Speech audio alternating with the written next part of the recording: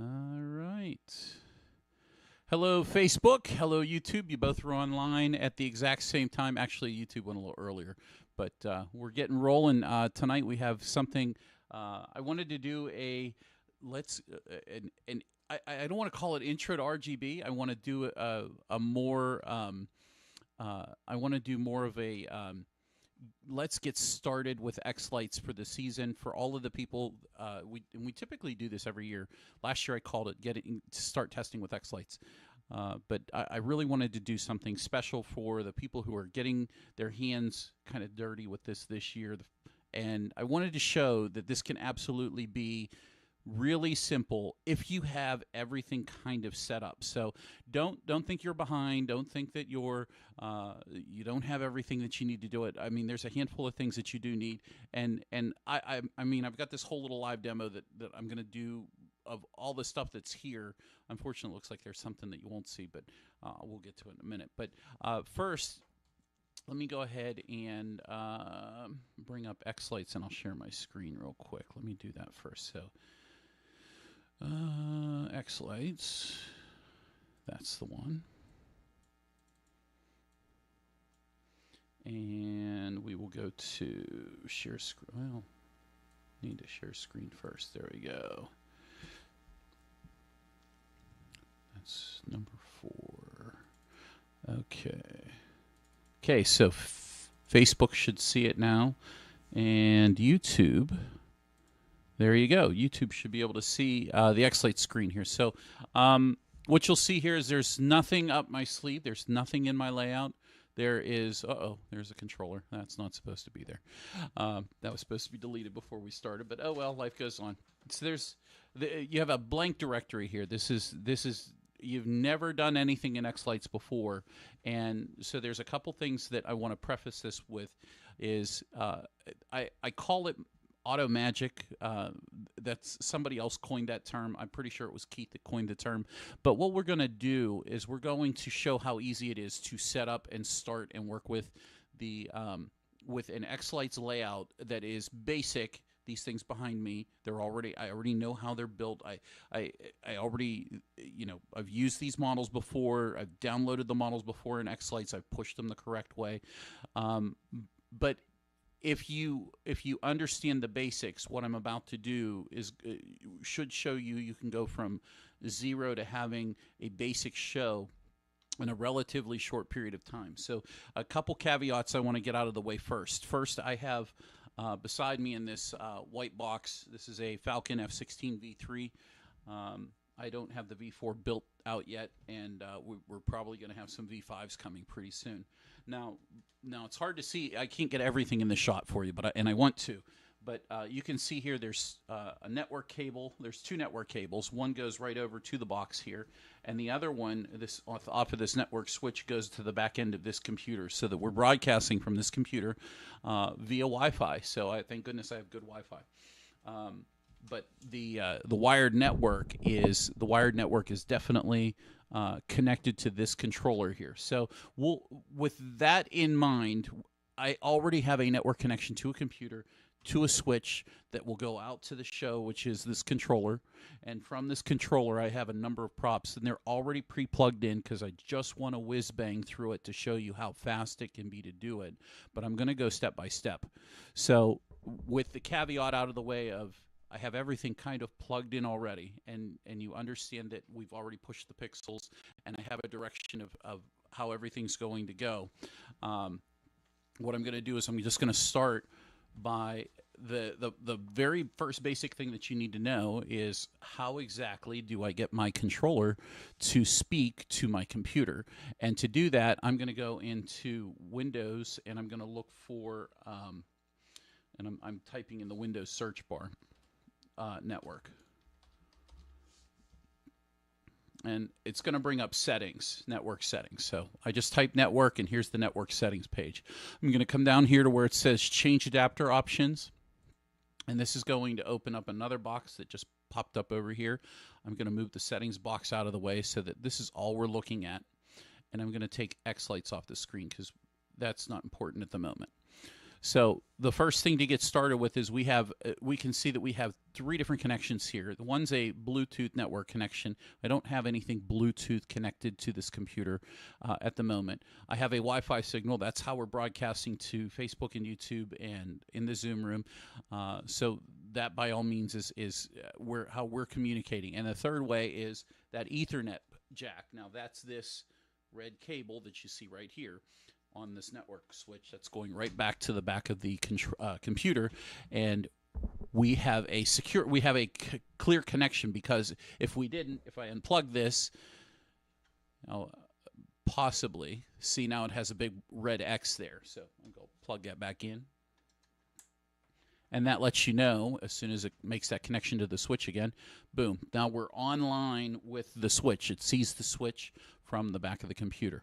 We're going to go into our Ethernet, and we're going to open up. I just double-clicked on it, and we're going to open up our properties. And from the properties box, we're going to go to TCP/IP version 4.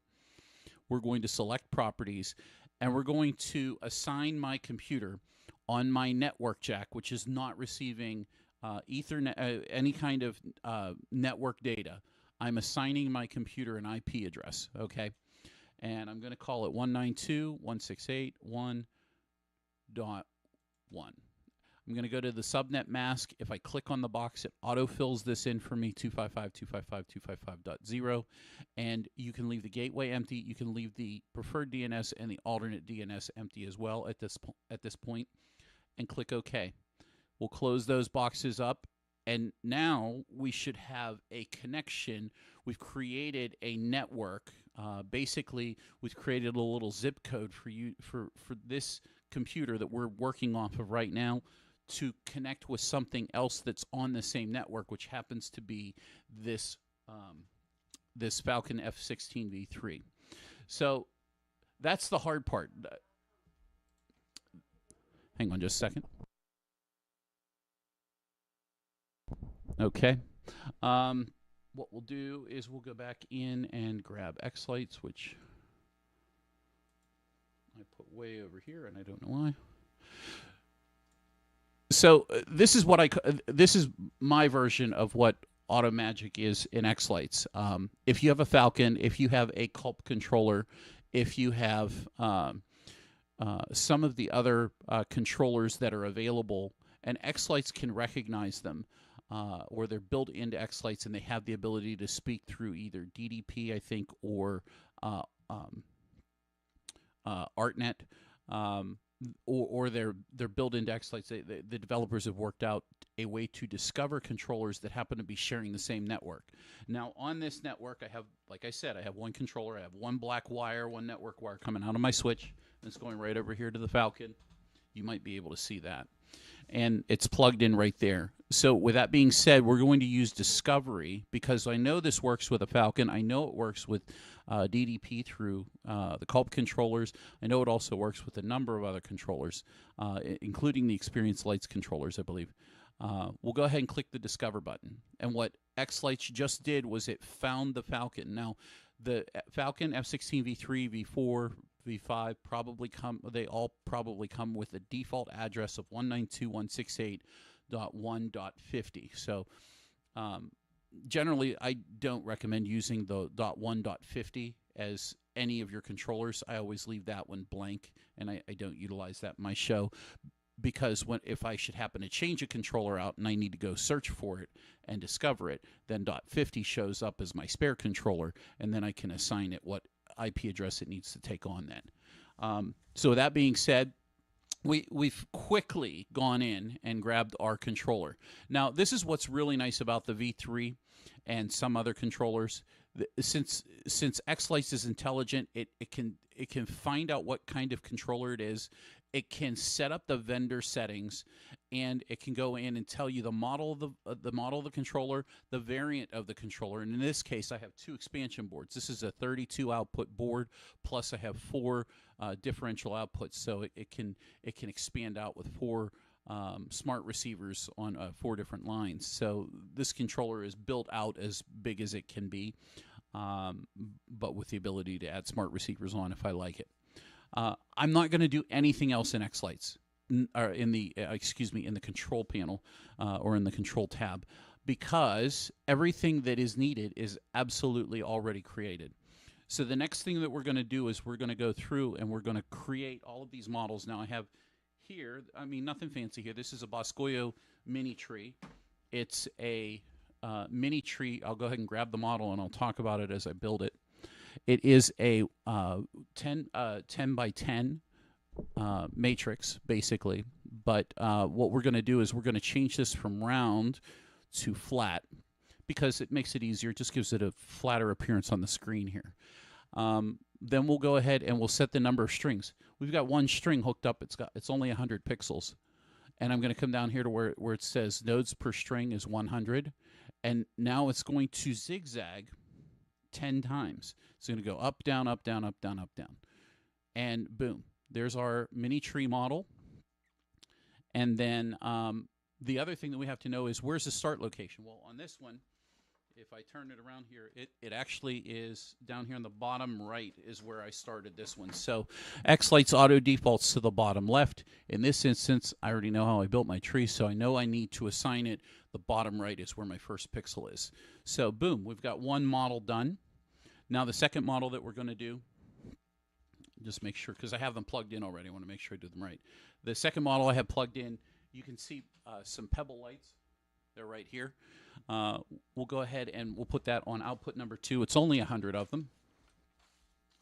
And you can see I have them there's kind of swaggered over there, or whatever you would call that. So what we're going to use is we're going to use the polyline. And I have a down, I have an up, I have a down, an up, and a down, and I think an up. So there we go. That should work. Not going for perfect and pretty here. We'll go ahead and zoom in a little bit. And this kind of just hangs down like that. And we'll make sure that we have, I'm not going to go through and do perfect node sections on each one of these. I'm just going to say that the string has 100 pixels on it. Go ahead, click save. That's number 2. Number 3, that happens to be our icicles. This is the Icicle 100 model, and Robert worked with James at Boscoyo to have this made exactly, so it makes it super easy to build these in xLights. And the model is really, really simple. And all you have to do is grab the xLights model for this. We'll grab this here, and we'll put it down. And we know that we have 100 pixels in the string. And then down here in the drop pattern, the way that this one was created, starts at the left, and at the left, which is where the first pixel is 8 pixels, then a 1, then a 1, then an 8. So in order to build the exact model, we have 100 pixels. We're going to come in here. We're going to call it 8, 1, 1. And so what xLights will do is it'll take the number of pixels that you just put in there, 8, 1, 1, extrapolate that out and figure out how many exactly is needed to build the model, and it will make the model for you. And there you go. So this should match exactly with that model right there. I think so. Oh, maybe this is the shorty. Excuse me. 1, 2, 3, 4, 5, 6, 7. I grabbed the wrong one. 7, 56, 58, 60, 62, 64, 66, 68. 68. So there's only 68 in this model. I better do it right. 68. So on the fly, there we go. Now we've got the exact model. Same thing, they match. But if it was 100 pixels, it would be very simple to follow. It's the same pattern, same drop pattern. Okay, next we have the candy cane. So the candy cane is a download model, a model download. So I'll go ahead and go grab the model download, and I will click and drag it out. And we'll go into, here's the Boscoyo candy canes. This is a chroma cane. It is a chroma cane 99. And now when you put this in, happen to notice the hook goes one way, but if you're looking at me, the hook goes the opposite way. So we have to fix that model. So you get a couple little, if you've been following the Twinkle Tip Fridays, this is a tip that I threw in a couple weeks back.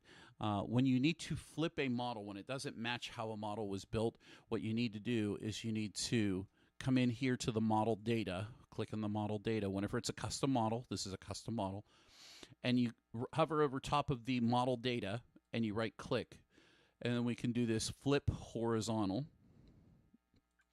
and now we have the hook going the right way. So that should work. Never hit cancel, hit OK. And now you should see that those models, just looking at them, those definitely match. They look the same. So we're good. We're good. So that's model number 4. And model number 5 happens to be that bow. Now the bow, same thing.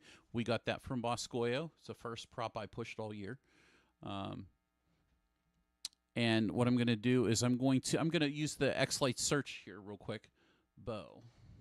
And I'm just going to type the word bow in. And I'm going to let it find the chroma bow. There it is. That's the bow that we're looking for. We'll insert the model. Now, again, I've already built these. I know that the models are correct. If you haven't built your models, you probably want to download them first and then do your look at your wiring diagram. To look at your wiring diagram, you just select the model, right-click, and hit wiring view, and bam, there you've got your wiring view. And that's the back end. So this is looking at it from standing behind the prop or the back side of the prop. So that's model number 5, and I have model number 6, which is a very simple straight line. And I really don't know how many pixels are on that. It happens to be a strip, a brand new roll of 2.5 meters. It's a 12-volt strip. So friends don't let friends use strips, but we're going to demo them. I don't know, and they're actually running across the top. Maybe I can fix the camera just a little bit there. Yeah, so you might see them whenever they flash across the top there. But that's everything. That's all our models. So now how do we get xLights to automatically set everything up for us? Well, we can do, if you have multiples of certain things, we can try this. If you have multiples of certain things, you can go to bulk edit, and you can where's it at? Bulk edit, and you can do controller port or controller port increment, and you can have xLights automatically assign incrementally the models that are going to be used as far as what's going to be used inside the different ports. So, but I'm going to do this manually, and the way I'm going to do this is I'm going to show you by using the visualizer. Now, the visualizer, you do have to select a controller first, and then since we only have one controller, all you have to do is now click and drag over from your layout selection, a model selection, and put it in the proper port that you've already plugged these into. So with that being said, we started with number 1. That was the mini tree. We'll go ahead and grab the mini tree, put it over in port 1. Port number 2, that was our pebble pixels. That's our polyline. Port number 3 was our icicles. Port number 4 is our candy cane. Number 5 is our bow, and number 6 is our single line. So rather simple. The only thing that we really need to do now is we need to tell the controller, hey, these are the things that I want you to send data to. All I'm going to do is I'm going to click we can hit save here too. That'll save our channel output or controller output data. And then we'll hit the upload output button. And as you see, that was as fast as it took to upload to the Falcon controller. It's already completed. And we should see, if we come back to here and click on a model, you should be able to scroll down and see controller connection port number 1. This should be on port number 2. This one should be port number 3, and so forth and so forth. So those are the 6 models that we're using. I've got everything set up, and the last thing that we're going to show you is let's give it a test, right? I'm actually going to grab these and throw these in a group because it's going to be a little easier. Let's see, create group, and we'll call it test. Now we got a test group, and let's go in, create a new. We'll create a new sequence. Animation done. And we'll go ahead and lay a little timing mark down here, and we will hit the bars effect, and we'll throw that on there. Now, the only other thing that we need to do is we need to hit output to lights. And hopefully, this will all work out exactly the way that we planned. So, and it looks like it did. That's awful doggone bright. Hey, we've got what, 30 per, we should have these at 30%, shouldn't we? That might help a little bit. Let's go back into the layout. So here's something. I think we can do this through bulk edit. Let's try it. Bulk edit. Controller brightness. Set brightness at 30%. Click OK. Now obviously I have the output the lights there. I'll go ahead and save the. I'll go ahead and save that. Let's go back. We're going to have to re-upload this. Now that's one way to do it that overrides the controller setting, Clyde. But if you go right there to the right, about 10 blocks down, you'll see default port brightness up to. There you go. Ah, right here. Okay, so it changes the entire controller. But if you change it on the layout tab, it supersedes what you do here. So if you want one prop to be brighter, so you can do 30% brightness here, and then say you have HDP arches that you want them to be 100% so it lights up the tube, you could change that to be 100% on the layout side, and it'll override the 30 here just for that one prop. And there we go. I think that's a pretty good test. Looks like we got the bars going up. Thank you, Rob, by the way. Because I really don't spend much time with the controllers. I just know that that the auto detect function in xLights is just freaking amazing. So, oh, looks like we have a little problem with our icicles. Whatever could we have done wrong with our icicles? So it looks like they're kind of goofy. Well, what happened? I can tell you what happened is those icicles, instead of those icicles being pushed the natural way, there's actually an alternate wiring pattern that you can utilize. So if we go to the wiring view, the way that xLights thinks that I pushed this was I went from top to bottom down. That was 1 through 8, and then I put a stringer up. I spliced it in 9 through 11, and xLights did it logically. I actually didn't do it that way. But if we click the alternate node checkbox here, then we save it, and if we re-render the effect, and now we look at it, you can tell that you've just fixed the model. So hold on just a second.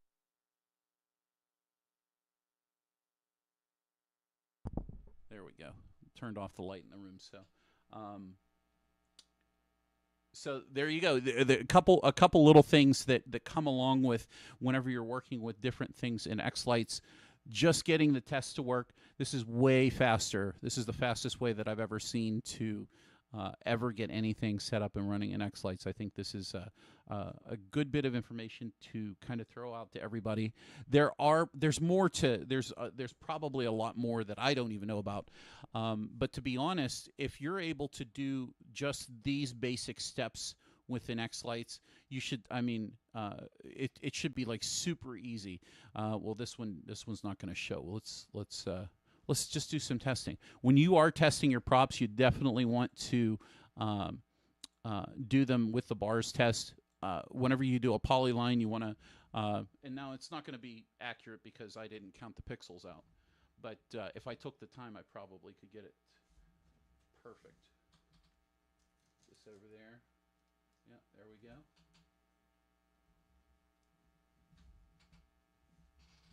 Let's see if I can get that. Yeah, it does, Travis. Hey, Clyde, can you go to your layout tab real quick? What's that? So Travis asked if once you do the alternate wiring, does it show it in the wiring view? So oh, good, very good point. Very good point. It absolutely does. You can see that so there's 1, 2, 3, 4, leapfrog back from the bottom, 5, 6, 7, 8, and then over to 9 and 10 and 11. And so if you're questioning how you should do it, if let's say you buy these icicles, make the model first in xLights. Make the model first. Because you'll save yourself a lot of time and frustration by having a wiring diagram that's ready for you with the specs that you're going to throw into it. So, for example, another way that you could build that model, and this is just because you brought this up, generally, when we recommend doing pixels on an output, we typically only recommend if you have a 16-port controller and only 8 ports is being utilized with one 350-watt power supply. We say the most amount of pixels on that power supply should be 1600 pixels at 30% brightness. So if you have a 8 output half of a controller that's running one power supply, that equals about 200 pixels per output. So if you had 200 pixels on one of these, all you would do is you'd put 200, you'd put 8, 1, 1, and this will make your model for you. And you can sit here, select it, you can go to wiring view, and after you've made the model, now obviously this one doesn't have the alternate pattern, so we'll click alternate pattern, right click, and hit the wiring view again. And now you've been able to go in and do the alternate wiring diagram, and this is for the entire model. So there's up to 200 pixels from 1 to 200. And so it's always good. I mean, I'm showing you this in kind of a real-time type thing where I've taken the time to stage it, number one, and number two, I've been doing it for a little while. But you can see that if you have the basics that we talked about before, your models are pushed, you know how they're supposed to go, and you have them in your layout, it takes just seconds to come over here to your controller tab, do the discovery, add the controller in, and then it only takes a few more seconds to do the visualize controller and begin mapping them over to the outputs that you want them to be. At this point, I want to open this up to Rob for a second, because I know that Rob generally doesn't plan his outputs ahead of time. Do you, Rob? No, I don't. Typically, I just use the function of the controller, and I can output a test just by output on it. And then I can kind of see what I'm lighting up on the house. And then I just drag and drop as I go to see what's on what output. So for example, I let my kids go and plug stuff in, right? And I just say, make everything hooked up to the controller. So they plug everything in for me. And then I go and I output 1, and I go, oh, that's a snowflake.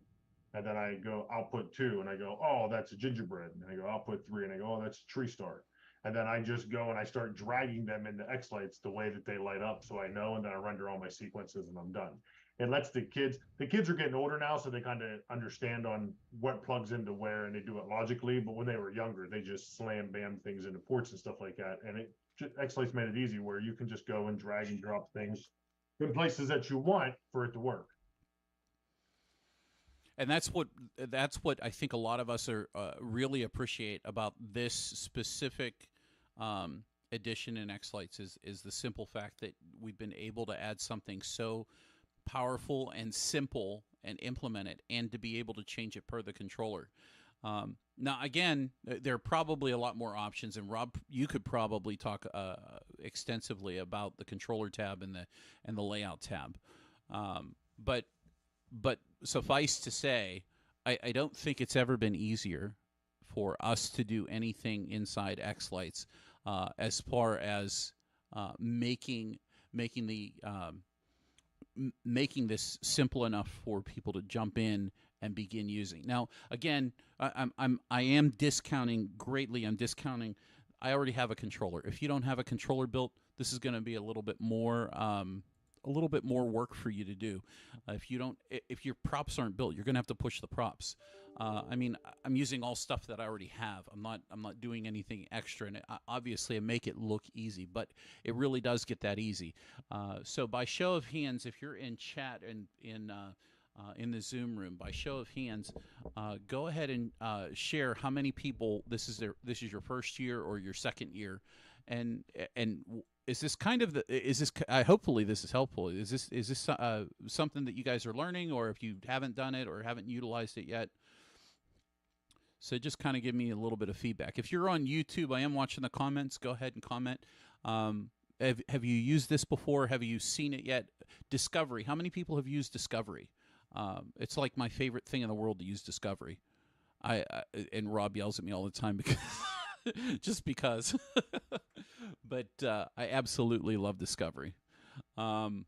And the other thing too that I really appreciate is I really appreciate the fact that a lot of times the models that are in xLights are decently enough created so that we can push them.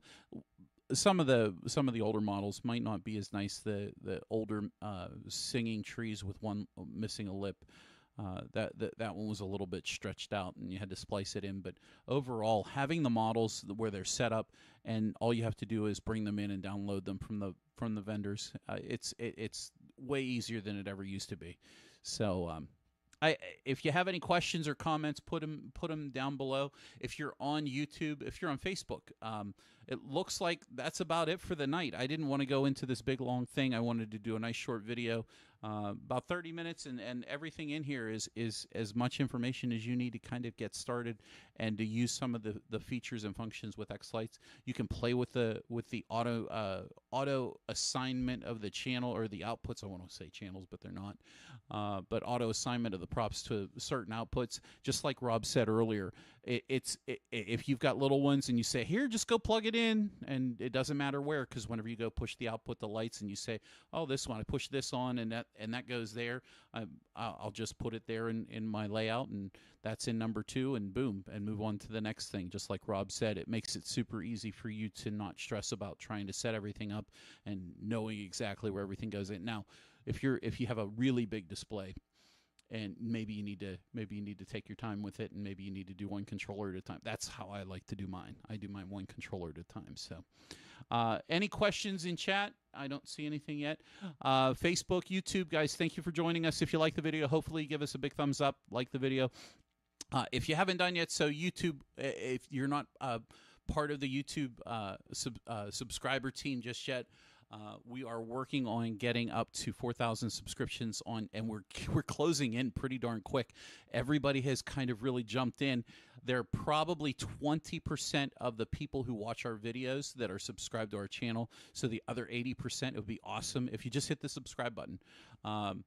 Another little announcement: we had a brand new song released tonight. It's called On to the Next. We'll probably display that here in the Zoom room here. We're not going to play it live, but you're welcome to join us and jump in and have a good time tonight with the after open mic night portion of the evening. And if you have any questions, we're happy to answer them and kind of get you through your challenges and issues that you're having with the setup this season. So YouTube, Facebook, thank you very much for joining us. We hope you have a wonderful evening, and we will see you next time. Take care, guys, and bye for now. Appreciate you.